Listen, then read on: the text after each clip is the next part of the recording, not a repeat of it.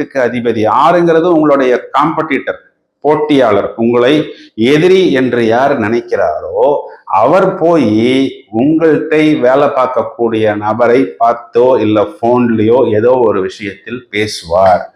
உங்களிடம் வேலை செய்யக்கூடிய நபரை உங்களுக்கு ஆப்போசிட்டாக திருப்பி விடக்கூடிய அமைப்பு என்பது இருக்கிறது.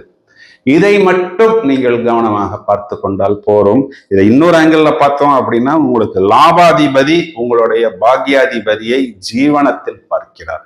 அப்போ கொஞ்சம் கூடுதலாக நீங்கள் ஒர்க் பண்ணினா கண்டிப்பாக வழக்கத்தை விட கூடுதலான லாபம் என்பதை நீங்கள் அடைய முடியும்.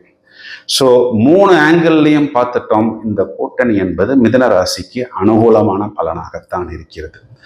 ஸோ இப்போ நம்ம செவ்வாய் கேது, செவ்வாய் ராகு, செவ்வாய் சனி, இந்த 4 அசுப கிரகங்களின் கூட்டணியை பார்த்து விட்டோம். இதையும் தவிர ஏதாவது ஒன்று இருக்கா அப்படின்னா இன்னும் இருக்கு. என்னவென்றால், அடுத்து இதே செவ்வாய் கன்னி ராசிக்கு வரும்போது